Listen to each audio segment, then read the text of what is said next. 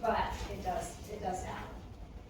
Okay, so this chart might be a little, I updated it, and I couldn't get into the college yesterday, so I will post the updated slides, but I always look at statistics. You don't have to ever memorize statistics, I just want you to know what you're dealing with out there in the world. So, anxiety, depression, huge in 12 to 17-year-olds. And God, 3 to 5-year-olds with anxiety and depression. Wow, that's tough.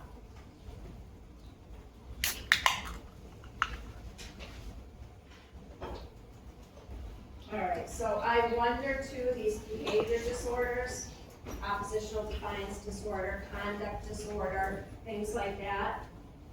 How many of those, I couldn't find any statistics, but how many of those behavior disorders are people that are diagnosed later with depression, bipolar, schizophrenia? I can tell you I was a school nurse for children with special needs. They all had a diagnosis of autism. But I'll promise you some of them were bipolar and schizophrenic. You saw those symptoms, and a lot of people that do get diagnosed, when you look back on it, they were precursors. You know, there were certain things that you could pinpoint. So I will put the new slides up on Google that I updated statistics. Okay, so ADHD. Here's the comparison. In the U.S., these are 2022 statistics. It's actually 11.4 million, according to the CDC. Globally, it's 7.6. So 11.4 in the U.S., globally 7.6. It has to make you wonder. So are we diagnosing more? Do we have more, environmental factors that might be affecting the children in this country? Who knows? You don't have strong data that pinpoints what's going on. Some of the risk factors, they see familial tendencies, so some heredity factor, exposure to toxins or meds. This was funny to me because I actually had this chronic ear infections. I do too. I have that. And are you ADHD? Yeah. Yep. So interesting to me when I saw that, because I'm like, oh, I remember that as a child. I didn't tell my mother because I was afraid I was going to go to the doctor and get a shot. If I knew I was getting yummy tasting liquid antibiotic, I would have gone in a heartbeat. But I thought I was going to get a shot, so I didn't tell her. But I used to lay in front of the refrigerator with warm, felt good on it. Yeah. Okay, so psychosocial factors, what's going on in their environment. We talked about environmental things, maybe food, maybe pollution in our environment.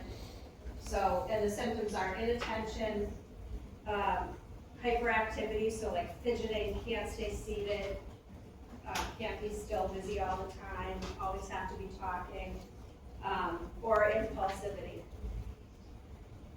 And I have both of these things.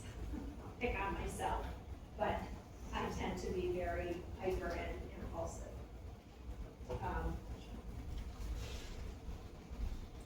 Okay, so to care for children with ADHD, tell me about your ADHD. How do you cope? How do you manage? I cannot take any medication because I can't take stimulants, and most of them are stimulants. I have a right branch fundal blockage, so I can't have stimulants. I just have to, school I'm like okay, at home sometimes, so like start washing the dishes, leave the water running, start the vacuum, do a million things, and I'm like, oh. Yeah. I just try and stay busy and that helps, but sometimes I'm sporadic. I must have lists. I have lists too. I must have a list, or nothing is getting done. I have to have it written down somewhere. There are always 10 million things swimming in this brain, right? I can't do this without this, right? So your job as a nurse is to help teach the children, teach the parents, the things that help with coping with that symptom. I don't take meds either, I've never. Yeah, I can't do it. One thing, just in general nursing, how much of your personal experience can you bring into nursing? Like, if you had something that helped you personally, is it appropriate to, or are there like Absolutely. guidelines and policies and all this? Okay. Absolutely. Okay. So like, if you read a book that really jived with you, you could recommend. Bibliotherapy, guys. Yeah. Bibliotherapy is called. Remember that, that might be important on a test. So recommending books is, reputable books, is a method of treatment. Whether it be for ADD or traumas like dealing with grief, anxiety and depression for maybe a death in the family, that is a bona fide method of treatment that we can recommend. And if you are a practitioner that deals with these things all the time, like I dealt with kids, I have a whole array of things that I can recommend to parents. Absolutely. And I think it's important for you to connect. So, we say sharing personal information. I don't know what it would harm me telling a family that I have ADHD, and this is what I do to help. I don't see any harm in that. But judiciously, right? Right. You're gonna share personal information very judiciously. Okay, so a routine, a schedule for these kids. They should go to bed at the same time, eat breakfast at the same time. There should be a routine. Clear limits and consistency. Short, clear explanations. We always say first this, then that, reel it in. When you are caring for kids, again, you're caring, remember that model that we do, that concept map that we did way back in the beginning when we did the assessment lecture? So, you as a school nurse, I went to families' homes. I went to their house to try to bring some of the things that we were doing at school, interventions, and carry them through, because I'd sit in IEP meetings, and I went to every single one, and the parents would be, it was a different child at home. Everything they were saying, we don't see that here. We don't see that here. We don't see that here. Now, I understand we have a whole team of people, and this is what we're doing. I don't have to stop and cook dinner, stop and answer the phone, stop and bring another child to a sport, right? This is what I'm doing. I'm working with your child, so you need to understand that. But if they can bring some of the same interventions into the house, so you get to the house, and it is complete disarray. Is it your job to facilitate cleaning that house up? Yes, it is. It is your job. It is your job to facilitate. This is what the child needs. You can't create order and routine without an environment that's conducive to that. It is well within your purview to say, this needs to happen. It is well within your purview to hook them up with food stamps because you don't see healthy food, you find out they don't have enough money. That is within the scope of nursing. To facilitate, I'm not saying that you actually do it, although I have, I did home care. And the little boy was trached and vented and the house was a disaster. His room, clean. I am not suctioning in filth, right? Deep suctioning all the time. So that room was clean and I did it. That had to happen or he was gonna constantly have infections, respiratory infections. So, all of those pieces of the puzzle, their home environment, food insecurity,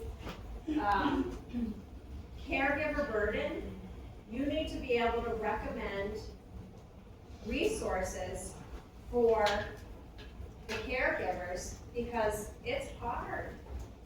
It's tough. I'm ADD myself and then my middle son, boy, he doesn't sit still. We got kicked out of the pediatrician's office once. He was just wheeling around. I had my daughter was, probably 2 and he was 4. And then there was a covering pediatrician and she's like, we can't do this. You're gonna have to come back with one kid at a time. Because he couldn't sit still. Anyway, that child also bought a house when he was 19, so. Put that busy to work. He will work morning, noon, and night, because he likes to be busy. Yeah. School-wise, are they usually just bored? Because it's not, the work is not enough? So oftentimes, yeah, like I know, I think it was my oldest son used to tap a pencil, before the day of fidgets. He's 36, so we didn't have like the fidgets and seats and all that stuff then. He'd always tap a pencil, be looking out the window, tap his foot, and the teacher actually lived in our neighborhood, so she'd see her walking all the time. She's like, I try to get him, and he'll answer like that. He has to do that in order to pay attention. You have to doodle, you have to be doing something, right? You guys are laughing. Because I was like, I don't know, something about house at 19. I'm like, oh, you got 10 years on us. This makes sense. Yeah. He actually worked with kids with special needs. He worked at Riverview, he did the overnight. So he was working, his normal schedule was 80 hours a week. Is he medical professional or And then is he management? No, he doesn't do school. No. He just works. So, yeah, no, he was just working like 80, 90 hours a week. And not, you don't have any time to spend it when you're working that many hours. Okay, so, let's talk about positive reinforcement. We do not use punishment, and you have to teach parents that.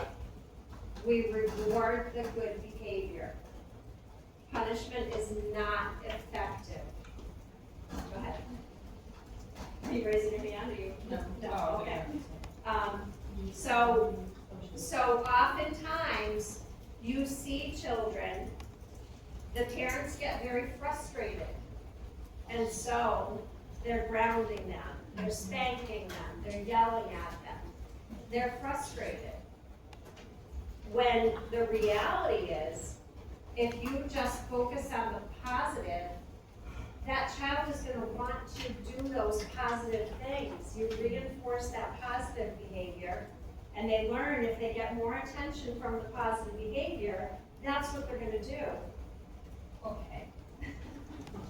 With the influences, though, of everything we have now, social media, just other kids and stuff, we were talking to somebody yesterday who's a teacher, she's like, these kids are literally out. She's literally putting her jaw in here. She's like, it's just, so it's like, I don't know, I was growing up, I was raised to be, disciplined, like, you show respect, give respect, all that stuff, and it's like, I'm not saying you gotta spank the kids, but are we really just simple, I'm just trying to figure out, like, are we supposed to just sit here and like, oh, you're talking back, you're being disrespectful, and be like, oh, but you tied your shoes right today, sweetie, like, where is that line? Is not this parent. Those are two different things.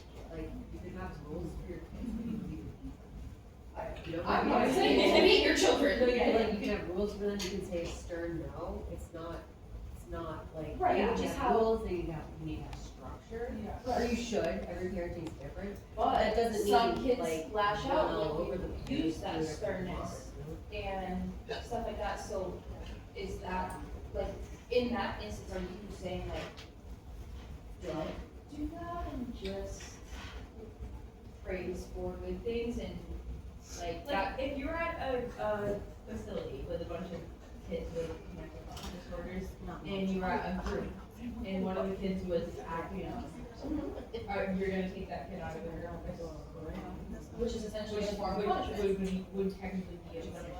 I mean, can I add to that? Please. So we've used like progressive discipline as like a disciplinary measure for like acting up and stuff, like, our own kids aren't like, but I'm like, from a military perspective, like, that's what we use, and that's what things work. Cause like, the first instance, it's like, okay, you're gonna get verbal. If the same exact thing happens again, then it just escalates from there. You guys see that in nursing, you know, like, in your program, right? Positive reinforcement Relate one and time, progressive discipline, they kind of go together. but Which can. The way they said was like, just praise them. That's it. Ignore them. That's why I was like, you're not gonna ignore that behavior, so just say it. yeah, that's why I was like, yeah, totally. I think what you're trying to say is that if you have ADHD, don't punish them for something their brain Exactly. isn't capable of. Yeah. Is that right? Yes. Because I'm with you, like, I don't think that we should reward bad behavior, we need to help prevent. Absolutely, teachers are having to put their lives on the line also while managing so many kids. But to Professor's point, I think that's really just a tactic, and it's probably proven to work for most children. That's why it's included in the picture. You know, like, children aren't cookies, so different things. And that is true, individualized care. So you individualize care for every patient. No matter if they're, you know, a status post hip replacement. Yeah. So, but do you see what I'm saying? Like, No, yeah, I know it's kind of just, it varies from Yeah. situation to situation, it's all like, I understand, I was more so asking for testing reasons, like, Yeah, on yeah. exam stuff. Sorry. yeah. Like redirection works really great too, and you're not really addressing it, but you're taking care of it. I mean, positive reinforcement is great too, in the sense that, yes, it absolutely works, but as a direct intervention when a child is misbehaving, I think that's where Erica was getting confused. You know, Yeah. so-and-so is hitting their sister, you can't say, well, look at your shoes. Or, Exactly, and that's where I'm Yes, like, You have to yeah. stop them. Yes, yeah. But you're not gonna Right. hit them back because they're hitting, you're just remodeling that behavior. With positive reinforcement, it's more about catching the good things and paying attention to those. Right. But not necessarily as an intervention for when bad things are happening. And for most children, we could probably even cancel out that behavior. They're like how you said about attention. Right? They're like, oh, I'm not getting as much attention with the negative behavior as with the positive behavior. So I'm gonna do good things. And for most children, why it's included in structure, like, we probably. We'll get to a couple of disorders where these things are just not going to work per se. But most children want to make you proud. They want your attention and they want to make you proud. They're gonna get your attention any way they can. So if that means you're not giving them attention for the good things they're doing, they will start doing bad things to get your attention. And it's not always, as a parent, you don't always recognize. I'll talk about my Sean. If I had used physical means, he's 6'5" and about, I don't know, 275 pounds. Probably wrong, right? right? He's huge. He was bigger than me by the time he was 10. Yeah. He's huge. It would So have how do you been, discipline the kids? but we were somewhere one time, both my boys are ginormous. And somebody said, you know, whew, not much you can do when those boys get out of line. And my little daughter says, oh, the boys don't sass mom. The boys don't sass mom. They'll tell you the one instance that I raised my voice. One. One. I lost it and I yelled at them because they were running around CVS. They all cried. Aisles. And I raised my voice and I sent them to their rooms, but I don't raise my voice. I have never spanked one of my children. And they are very respectful children. They don't sass mom. They don't sass anybody else. Sean with his ADD, his teachers loved him. So, because he was just a polite, young, sweet young kid, you know, but anyway, okay, I digress. We won't get too far into the part, but if you tend to work with these kids, you're gonna have to learn all of those different things because that's part of your purview as a nurse. So actually, like, I have these great questions. All right, so I'm a little chatterbox, as everybody probably knows. But I've always felt like I have such a hard time just like focusing. Like Phil, it's like I would get lunch detention crazy in middle school for like talking very fast. And then I have to sit there while eating my lunch. I will not talk to them. That's traumatizing. Yeah. I always have against Yeah. So That's not good. 4 years old, my mother got called into the school because I would just wander out to the playground when I was done with my work. I had extra work all the way through grade school. As in Is fifth that and sixth normal? grade, I had to go deliver the mail around the whole building after I was done with my morning work. Because what would I do? I would finish my morning work, and then I would go do everybody else's, and they're like, you can't do that. That's like cheating, right? I'm giving everybody else the answer and helping them to know. I didn't think anything was wrong with that. I was just helping my friends. But that wasn't perceived that way. And so they had to give me tasks to do. And I was fine with it. I didn't have any problem with that. I just wanted something to do. Wow. Board out of my board. But like in that instance of like that repetition of the writing and stuff like that, or I will let you go to class, like that is a form like that's like negative like Right. But also making sure they understand.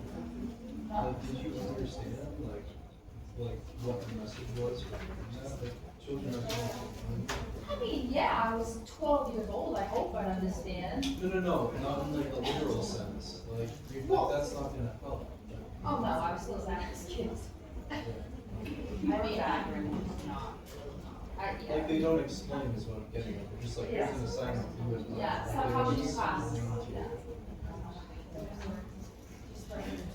you. Alright, so we're getting too far away from the topic, and we've gotta get out of here early, so let's, if you decide to work with children, that is a big piece of what you're going to learn all the details about.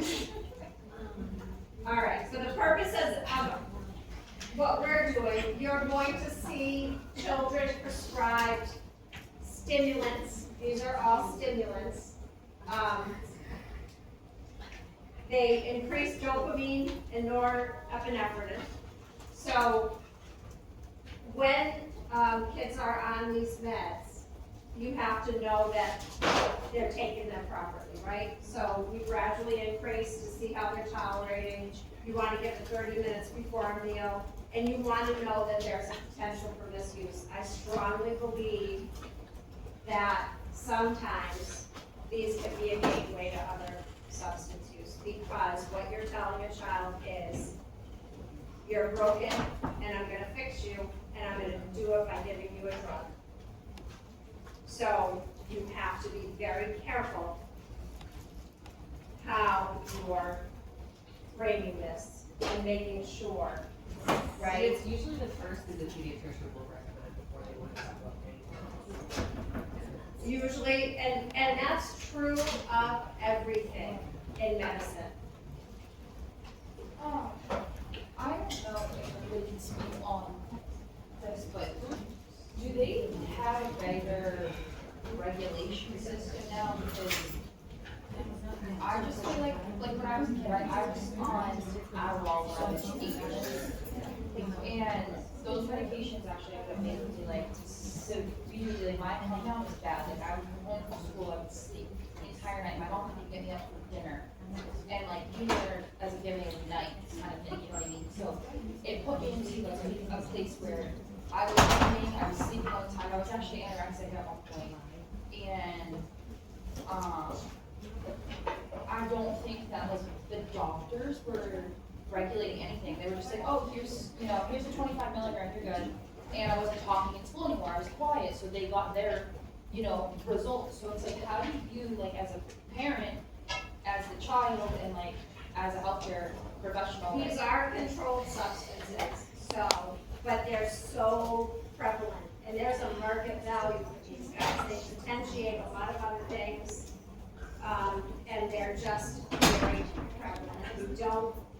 I don't think that we put as much weight on it as we should as a society, giving these meds. Now, I'm gonna tell you, being a school nurse for children with special needs, there were kids that couldn't even look at me for 2 seconds when they were not on it. I knew immediately if they came to school and they didn't have it because they were dodgy. They couldn't attend to anything. So there's absolutely a need for these in some children, but like you just said, that's the first thing we go to. We don't try other strategies first. I've gotten by. I've got lots of degrees, lots of school, I have lots of jobs, don't have any problem keeping them. I've never had these. So I think we just need to think long and hard about it. I had a psychiatrist put it to me really well, and it helped me make decisions around medication, and that was you use medication as a bridge to quiet your brain down so you have the space to learn the tools to live with the disease. Right. Which I thought, if you're not thinking of it forever and ever, and just to quiet and give yourself that space. So using it for an interim of time, is that what he was saying? Yeah. And they do say, like, some children outgrow this, who knows? Anyway, okay, but just so we know, side effects, insomnia, anorexia, blood pressure issues, one way or the other, anemia, tachycardia, and that potential for misuse is very important for you to realize. Okay, so anxiety and trauma, for a while there, this was going up like crazy. COVID, right? It went through the roof. It's starting to come back down a little bit, thankfully. So, around 10%, which is still really high, right? So some of the trauma, stressor, anxiety, separation anxiety, PTSD. So often, a lot of these are overlooked as symptoms of anxiety. So like irritability and aggression, we don't equate them with anxiety. So we're not dealing with the root problem. So when the kid's coming to the nurse's office all the time with a stomach ache, what happens in the medical world? We want to do a colonoscopy, we want to rule out all these other things, when the bottom line is it's anxiety. So you need to address the anxiety. Poor academic performance, things like that. We equate that with, they're not trying hard enough, but they have this block of anxiety.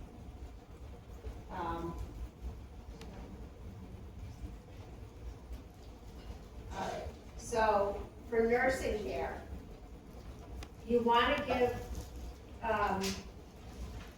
emotional support, not just to the child, right, but to the parents. Somebody said about the books, recommending books is a great thing. I think about, a child is deaf of a parent maybe, and then they're experiencing that trauma and the way we deal with it. So say you have a very young child, a preschooler, that their parent has died. Know that when you're caring for them, remember that whole Erikson stages of development. They interpret everything very literally. So when you talk about grandma went to sleep, then you're gonna have a kid that doesn't sleep because they're afraid when they go to sleep, they're never gonna wake up again. They interpret everything very literally. So know where they're at. The best thing with kids, don't sugarcoat too much, gang. Be honest. You need honest answers to things. Kids are pretty tough, pretty resilient. So, think about where they are in that stage of development too. Peers are very important for older children. So, group therapy with peers. You see a lot of that with addiction issues. They'll use group therapy. Okay, what else? Is there like a patient and parent education for, you said emotional support, obviously, for both children and parent. Would there be education that come with that? Because you had said like book recommendations and stuff like that. Me personally, I can't sit here and read a book. I think about 110 other things that I need to do. Yeah. And it's something I've struggled with my whole life. So like, do you have like recommendations, that you could give to children and parents to, I guess, help that, whether it's, read for 5 or 10 minutes at a time? Oh, yeah, absolutely, Yeah, okay. absolutely. And you just said it, small increments and build up to, what you can tolerate. So that thing about positive reinforcement, so how are these, I have a video that we won't get time to watch, but it's interviews with 2 6-year-olds. One has ADHD and the other does not. And listening to the child with the ADHD, their self-esteem is so poor. They're 6 years old and they think very little of themselves. So we want to positively reinforce all of the good things so this child's esteem isn't in the dumper. Well, anxiety and ADHD kind of intertwined, right? Yeah, so as with all mental illness, guys, there's oftentimes comorbidity. Depression and anxiety often can occur together. You see people with anxiety that have, maybe cutting disorders or eating disorders. So oftentimes we'll get to a personality disorder lecture, oftentimes you see that too, in the mix of things. So we'll talk about that on Wednesday. So there are very few FDA-approved meds for children. SSRIs are the most common thing that are used, but sometimes that just doesn't work. So for 8-year-olds, Prozac is actually 8 and above. Prozac and Lexapro for 12-year-olds are actually FDA approved. And I really can't think of anything else that's approved, but did they get used? Yes. So all the side effects that apply here too. There's a slide at the end, and it's a link to psychotherapy meds for kids, so you can look at that. But all those side effects, just like adults, same deal.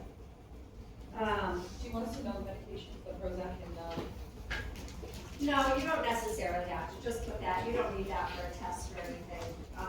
But no, just know that any antidepressant you're giving kids has the same side effects as a would in adult.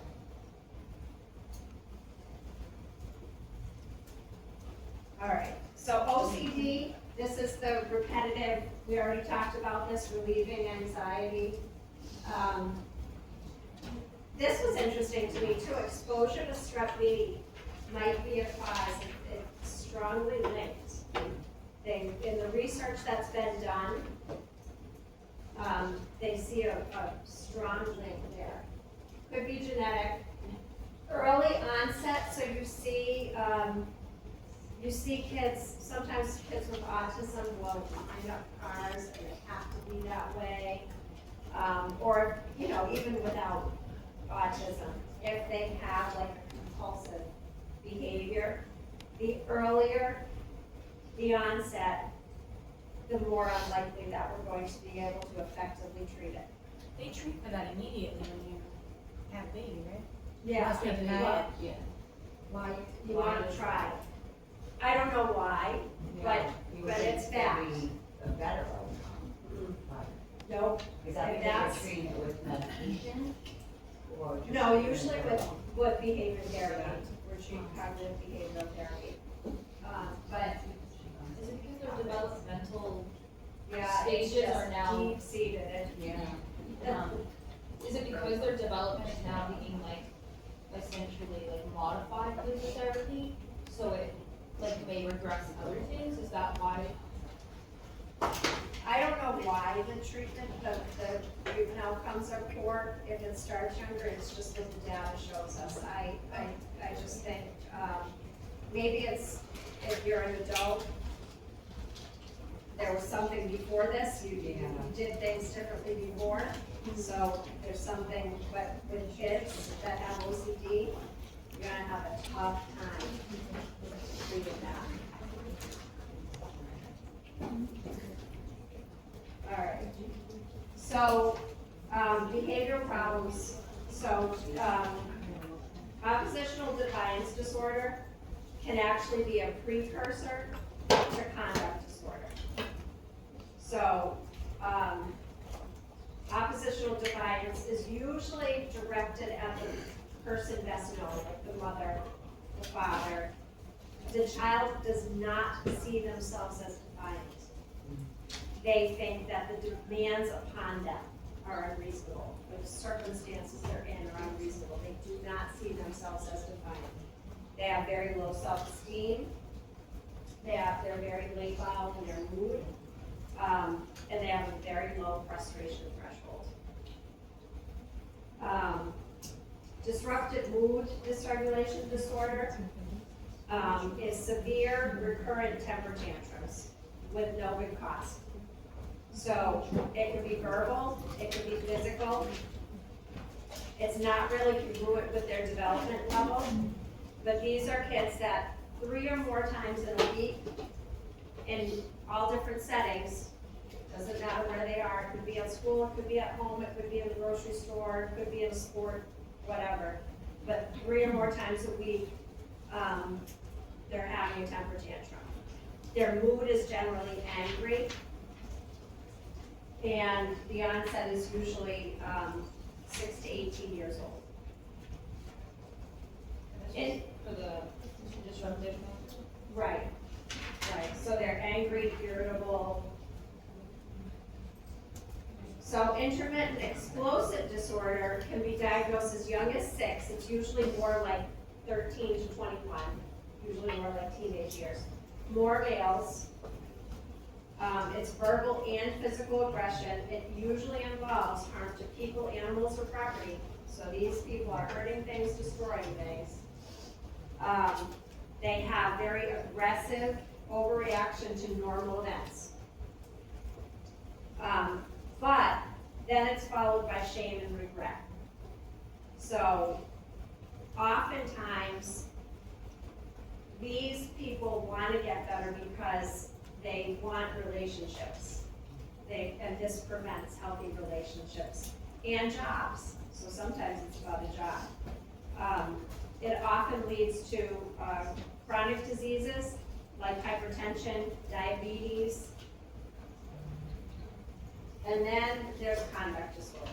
So conduct disorder is a pattern of behavior that violates the rights of others and normal societal rules. There is no remorse. No remorse. They don't care. They bully others. And we think the etiology of this is parental rejection and neglect. A lot of times you see children as infants that end up having this. They're very colicky, irritable, they have very different adverse temperament. Inconsistent or harsh child rearing, physical or sexual abuse, lack of supervision, early institutionalization, change in caregivers, large family size. So that leads you to think that they didn't get enough attention because there were too many other kids. Delinquent peer groups. So who the kids are hanging out with is important. A parent with psych issues, so maybe the parent has their own mental health issues and can't attend to the child's needs. A chaotic home, and lack of a male role model. So we see a lot of single mothers that have children with conduct disorder. And, you know, they're trying to be mom and the dad, the breadwinner, the housekeeper, the cook, trying to do all those things. So that's kind of most of the time what you see with someone with conduct disorder. But the big thing with the conduct disorder is the no remorse. So, as far as care of children that have these issues. So we want to find out all those things that I just said, all those precursors so you can pinpoint. Physical assessment, is there something physical going on that you need to know about? So limit setting and consistency. Same response to the same issue every single time, right? It has to be consistent. It can't be, the parent is busy with something at one point and they let it slide, and then the next time, the hammer drops. It has to be the same every time. Modeling behaviors. So, if you're gonna yell and scream and hit that child, you're modeling that behavior. That is how they are going to act. So you model the behaviors that you want the child to, how you want them to behave. Reward systems. So this goes with that positive reinforcement. So I'll use my Sean, my poor Sean. Sean, I don't know how the kid is the size that he is because he has really severe reflux. Really severe. So when he was little, he could not sit still at the dinner table. And to make matters worse, he'd be running around the table and he would throw up. So I'm cleaning vomit in the middle of dinner, like 4 or 5 nights a week, right? Awful. If you know me, that's the one thing, I get dirty at work, I do whatever, vomit, I'm out. Somebody go in and clean up the vomit, and then I will go in the room because I will start. Yes. And then I can't care for anybody. I can't do vomit. Gangrenous wounds, respiratory secretions, diarrhea, whatever, but I can't do vomit. And this child would vomit multiple times a week because he couldn't sit still and he has reflux. So we had a sticker chart, and he was little. We had a little sticker chart, and we had a timer, and we started with 5 minutes. 5 minutes, and you sit at the table. And then we worked up to 7 minutes, and then we worked up to 10 minutes, until the kid could sit at the table for a half an hour, a whole meal, not throw up. And that's how we did this, right? I couldn't get upset, I couldn't raise my voice, I couldn't yell at him, why can't you just sit still? He couldn't do it until it became, and so then at the end, so he got so many stickers, he got to pick the playground that we were gonna go to, and he got to bring his buddy. And so that, or, you know, whatever the reward was, and progressive, right? Like you said about the progressive discipline, progressive reward. It would get bigger, the more time he could go. Okay, so, there it is. But how do you remain calm throughout that? How do you make, you have, who's been with me on the psych unit? Am I ever not calm? No. I am never not calm. You will not get a rise out of me. Anything can be going on and I am just the same. So, practice. I mean, it's just a behavior. And that was what was modeled to me. But isn't that affecting you like over time? Do you debrief from like stuff like that? Oh, gosh, yeah. Oh, yeah. I talked to my husband. Oh, okay. Now I have to think about it more time, right? Okay. Right? Yeah. Yeah. I should probably clarify that progressive discipline is for when someone's being knowingly defiant. So like, There you go. yeah, like Yeah. to your point, like, yeah, progressive reward, but in this case, the child is being knowingly defiant. Right. They just don't have the control Right. on themselves. Right. So it's like the foundation of their behavior. Right. I hope I didn't give that sort of ruling with an iron fist type of thing. Yeah. So did you guys hear what Jeffrey said? He said the progressive discipline is for situations where someone is being knowingly defiant. So, you know, was Sean being knowingly defiant? No, he just couldn't do it. He couldn't do it, and we had to work up to it. Okay, so that hope model, focusing on the strengths. We always focused on, he's such a kind child and such a good friend and, you know, all those positive things. So meds. Again, we usually don't prescribe for oppositional defiance disorder. It doesn't do anything. It doesn't work, it's not effective. So we typically are not gonna see children getting meds for that. It's behavioral management, it's more behavioral therapy. And the therapy needs to be for the child and the parents and sometimes other people in the house, siblings. And it needs to carry through across settings, so school, home, everybody needs to be on board. So depression, you saw that it usually doesn't hit until a little bit later, but we do see about 4% of kids. And again, this is a slight decrease. This was going up with COVID, and now it's starting to level back out, thankfully. So there is a genetic, if the parents are depressed, the child has 2 to 4 times increased odds of being depressed.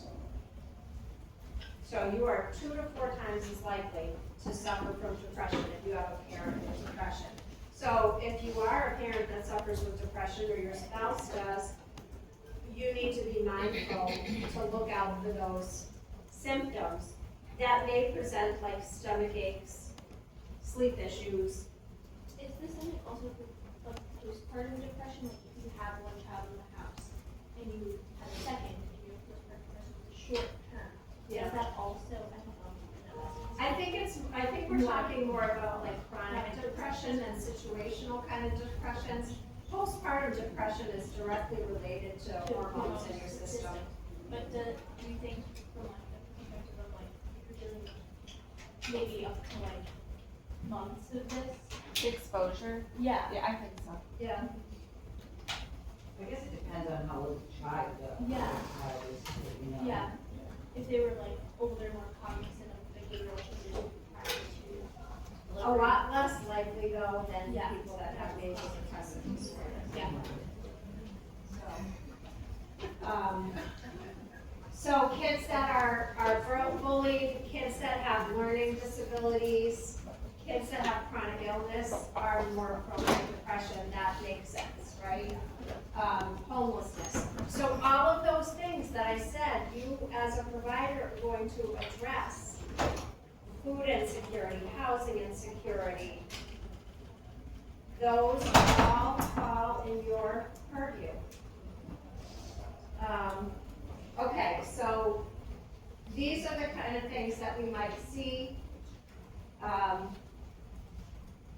think that a lot of times we don't equate the stomach issues, the headaches. A lot of times we miss the boat on that. So if you have a child that has recurrent stomach aches, headaches, yes, we're gonna rule out the physical stuff. I have a nephew that, they wanted him in for a colonoscopy, a this or that, I'm like, he has anxiety, through the roof anxiety. You're not gonna find a blessed thing physically with him, but that's the mental health nurse in me. Okay, so, again, same thing, the physical, interviewing the child, interviewing the parents, finding out the background is important. We want to assess for substance use because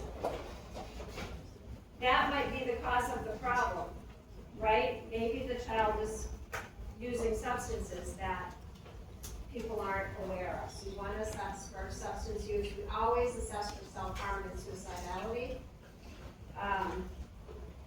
We're going to give them a toolbox of coping skills.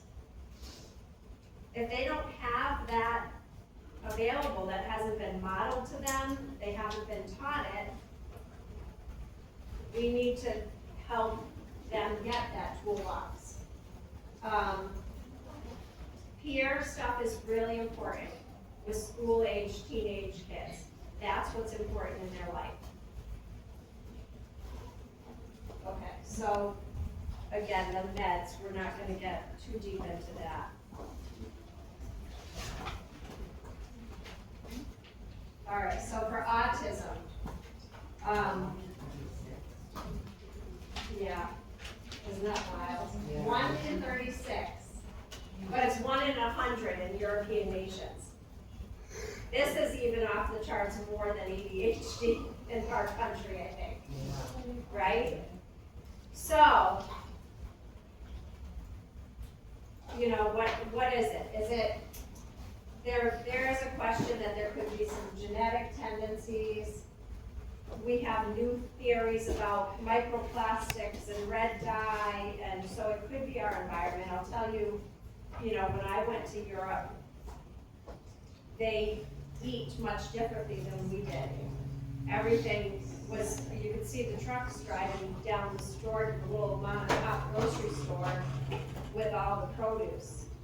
They weren't mass produced, they were, so, you know, we definitely in this country have a lot more preservatives, additives, pesticides. It could be something. We don't know for sure, but that may be a part of why.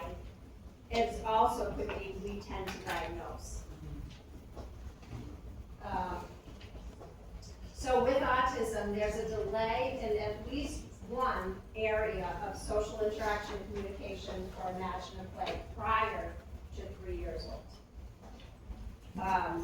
There is some overlap with schizophrenia. I have a slide that'll pull up.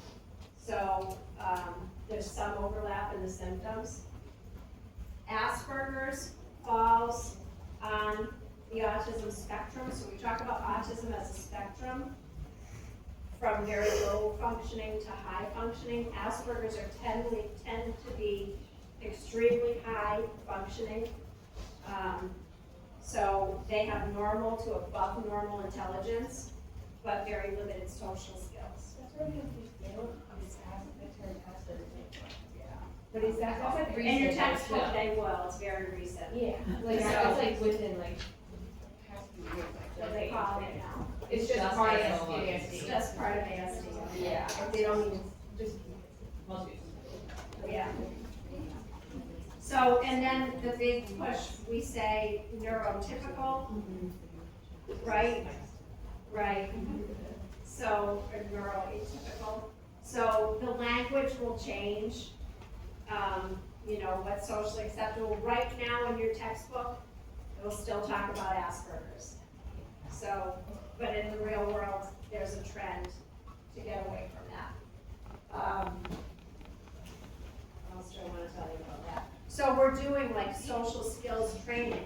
We're literally teaching these children how they're supposed to react and behave in certain situations. And just by repetition, by over and over and over, consistently doing the same thing. If you have a child with autism and you decide to, you know, there's a detour and you have to drive a different way to school, they might freak out. They might freak out because you're going the wrong way. You're supposed to be going to school. If there's a snow day, and they know it's Tuesday, and I go to school on Tuesday, if it's school vacation. These are all things that have to be, you know, seemingly to someone that's neurotypical, these aren't a big deal, but it could be for these children with autism. I also found we had, I worked in daycare for many years, we had a child with Down syndrome, and I found that principle of routine and there cemented if the parent really gets it. It's like something that you can control, which is in a lot of ways, and I think that that's just an principle of this, in a lot of ways they don't have control Right. in their life, so if you can give them, like, they know they can rely on that and have that as a nugget of control where I know what's going on type of deal. I find that you can try to integrate that as well and give them those pieces and little nuggets of control. Control and choices. Yes. So you don't ever, behavior 101 is you don't ever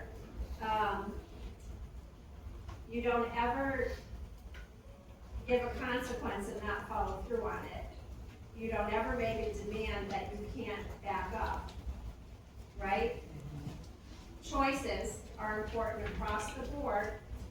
So, if you just have to narrow the choices to things that are acceptable. So it's all just, you know, and using positive language. You don't necessarily have to say, you can say no without saying no. You can say no without saying no. Not to say that you shouldn't ever say no, right? Kids can run out into traffic, put their hand on a hot stove, it's a no, right? Yep, so, but if you reserve no for those earth-shattering things, it is much more impactful.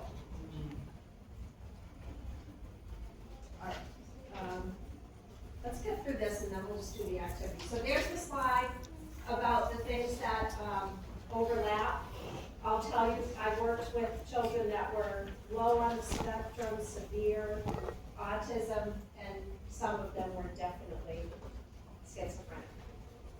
If they were schizophrenic though, would they have the hallmark sides of autism? Would they have the hand flapping and they would have all of that? So they had sensory sensitivities. This is hard to see probably up here, Yeah. but you can see it in your thing. You know, flat affect, didn't necessarily care what anyone thought. You know, that wasn't a driving force for them sometimes. They have a lot of internal stimulation. But you can definitely see the reality disconnect. At what age did you start seeing that, like, it was switching from autism to where you were recognizing signs that it might have been? Yeah, and it could have always been schizophrenia. I had children that were 16 to 22.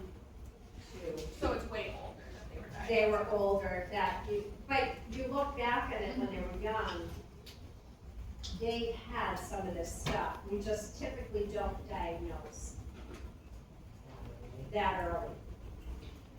There's a video, I don't know if I have it open on your Google site, it's a girl named Jan, and she's supposed to be childhood schizophrenia, which it turns in later years, they found that probably not, there's probably a little Munchausen's by proxy going on, yeah. So, anyway, that's some of the things, the overlap. So intellectual disabilities, they're not super prevalent, but enough. Early signs of that are abnormal eye contact, feeding difficulties, so you have an infant that doesn't feed well, language difficulty, they're not hitting the milestones, fine gross motor delays, decreased alertness, unresponsive to contact, name, or social cues. They just blocked out everything. So these are kids that have problems with reasoning and problem solving.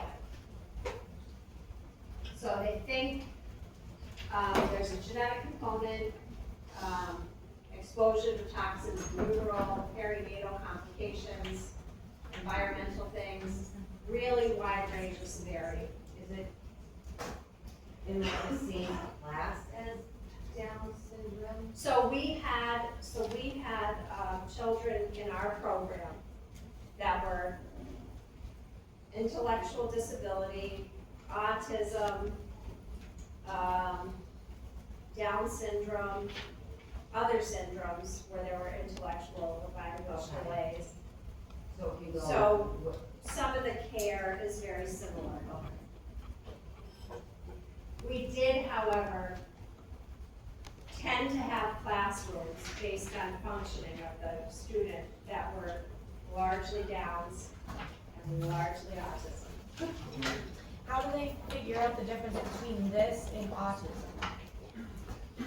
Because, like, I have my niece and my nephew, both my sister's kids are nonverbal autistic, Yeah, and half those things that they have. they exhibit.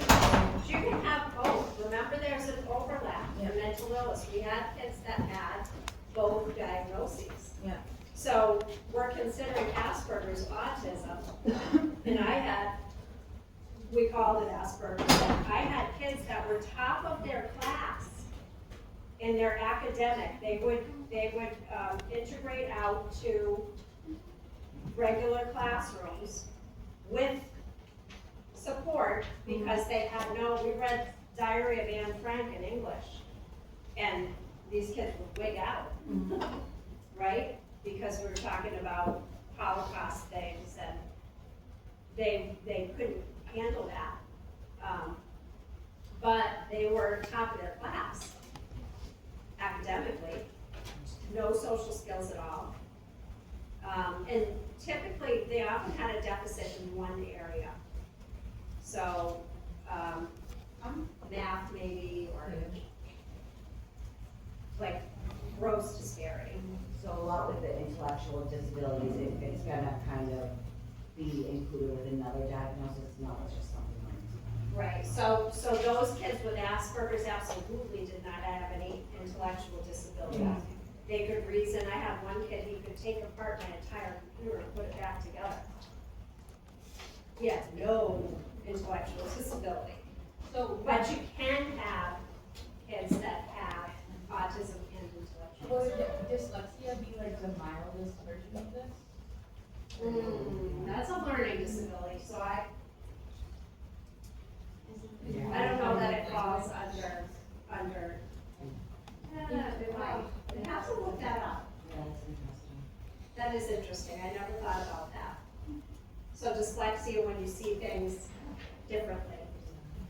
It could be, because it must be a neurotypical, or neuroatypical.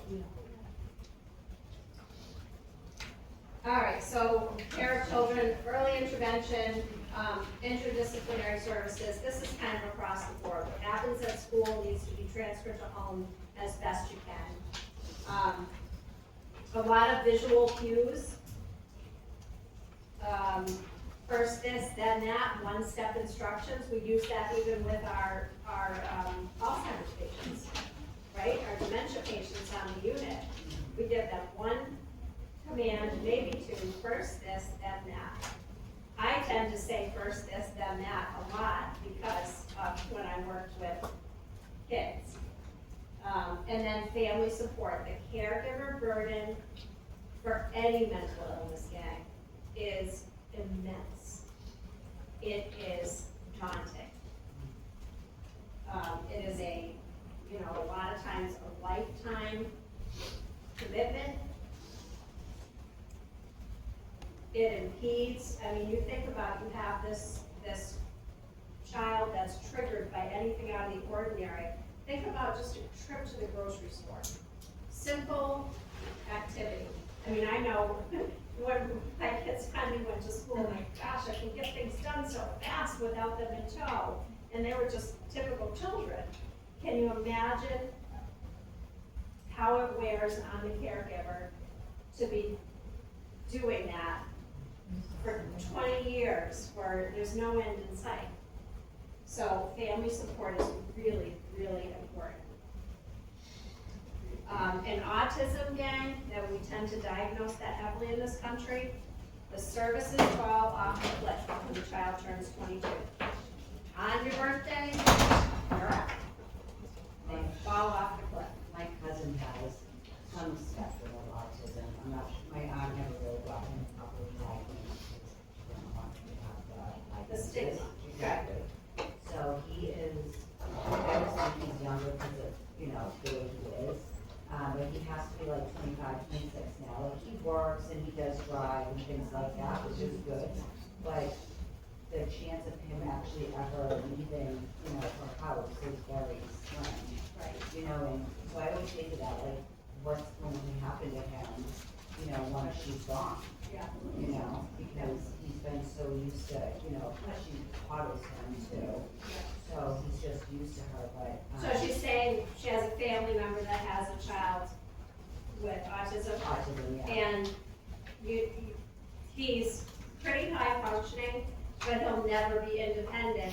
And then you start to worry what happens when that parent is, even if they're, of an advanced age, can no longer take care of. Yeah.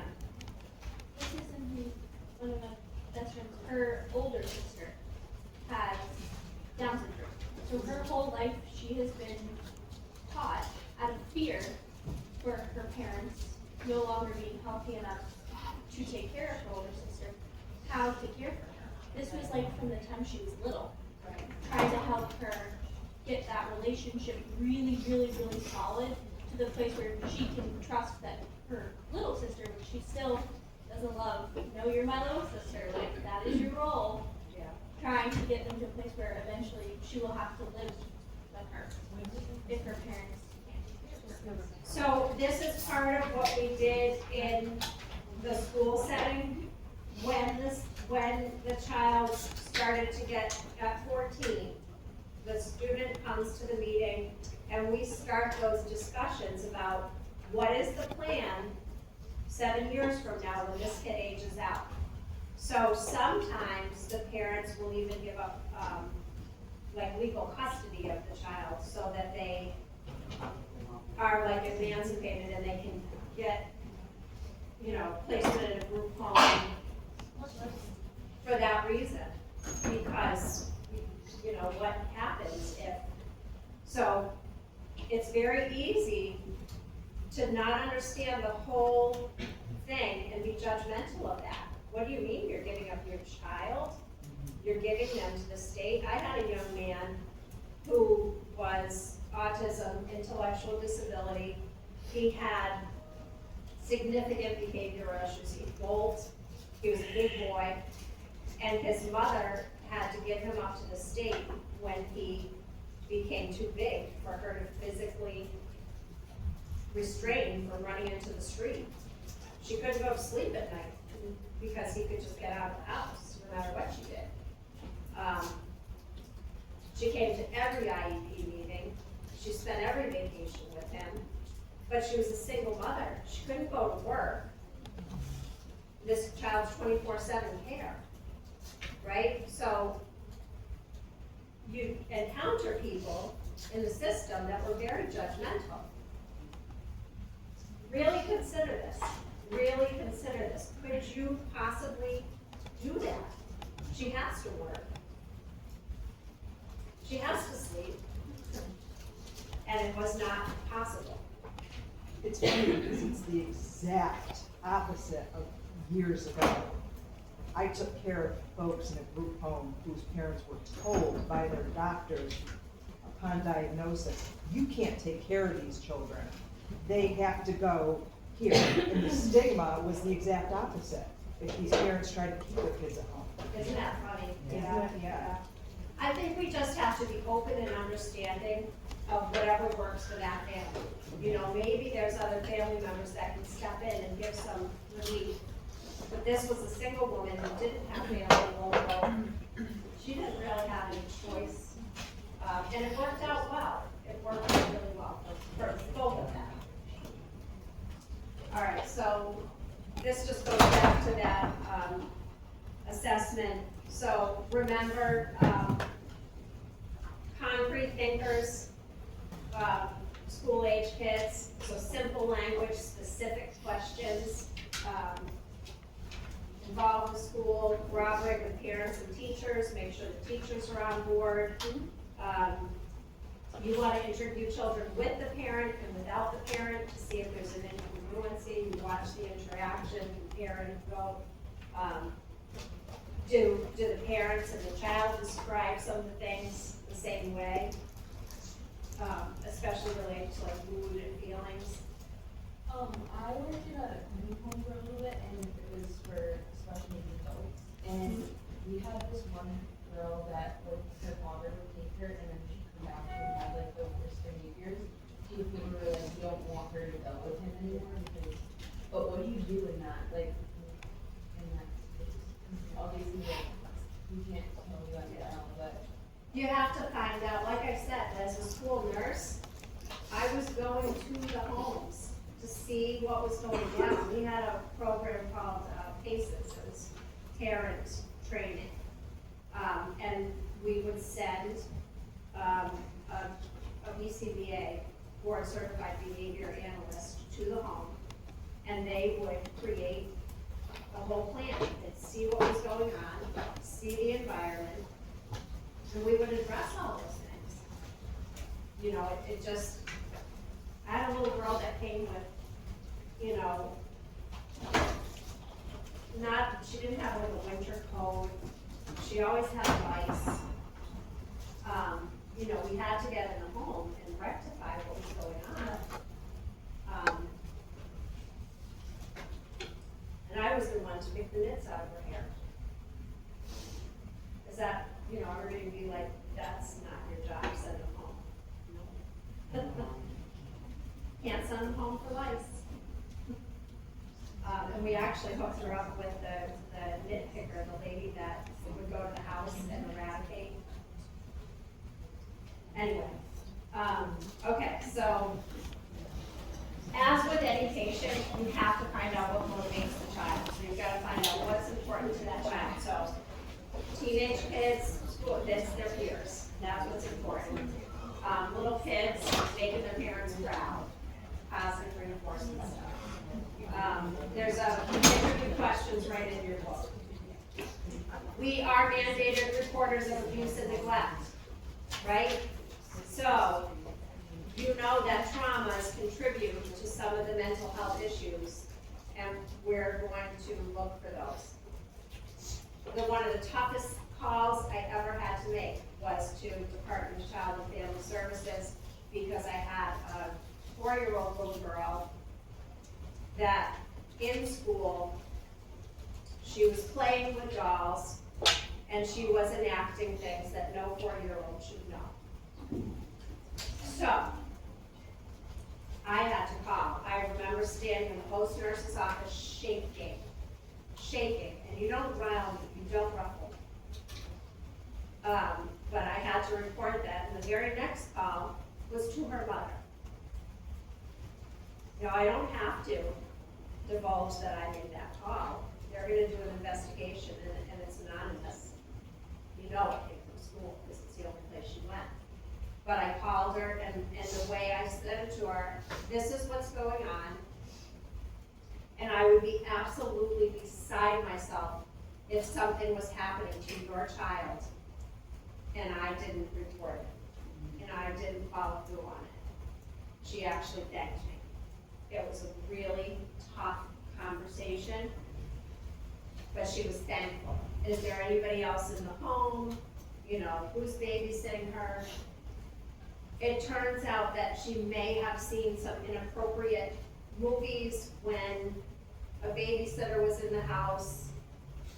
They didn't feel, and she did get a medical examination that showed there was no sexual trauma. In hindsight, as hard as it was to do that, I never felt bad about doing it. And I preserved the relationship with that single mother. So, we gotta do what we gotta do. We do use a lot of scales, like we talked about the Connor scale. There's all sorts of scales. I added on a couple of them. It's just, there's the Connor scale. All right, so again, keep in mind Maslow's and Erickson's. I can't stress it enough. I think I added slides in here that makes them for you once again. So simple, specific questions congruent with their developmental stage. So you can ask a teenager that's not developmentally delayed in some way, open-ended questions to elicit lots of information. You're going to ask younger kids very specific, simple questions. Okay, this is right. I think this is right from your assessment lecture. We don't need to go over that again. There's Maslow's for your referral. There's Erickson's for your referral. And as far as interdisciplinary care, we know we get meds, psychotherapy, parent and caregiver training and support, linking them with special ed. In school, usually the school will take care of that itself, but you want to have a connection. Where I was in the school, I had a connection with the outside providers, and I actually initiated that. You will have behavioral interventions. They should lean towards positive reinforcement rather than punishment. You're going to look at the environment and nutrition and possibly residential treatment for the children that are most severe and or the parents just don't have resources to care for them. Okay, I think that's it. There's the link for the meds that you guys can go on. I have a little game that we can play. Why don't you guys take, what time is it? Do we want to play the game or do you need a break? We played a game and then. We got like 10 minutes before you have to go to, Just keep it To brush our hair. Right, just get groups of, I don't know, like 6 or 7 people.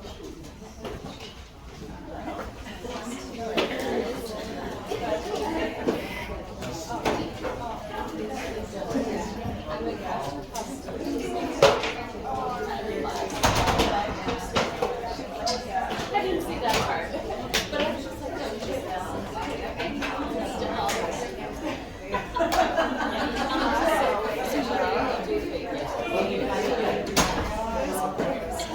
you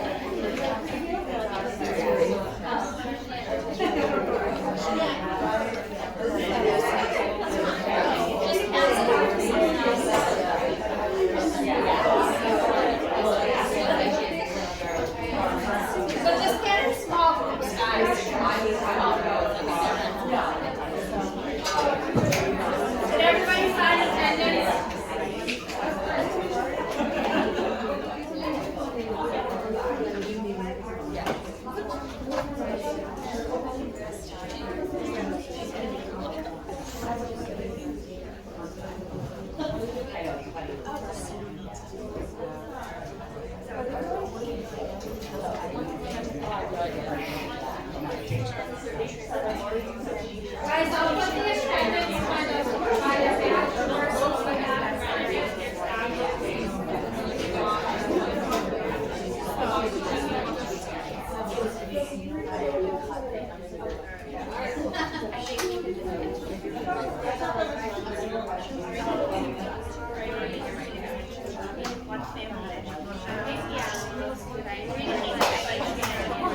Alright, so the instructions are up here, guys.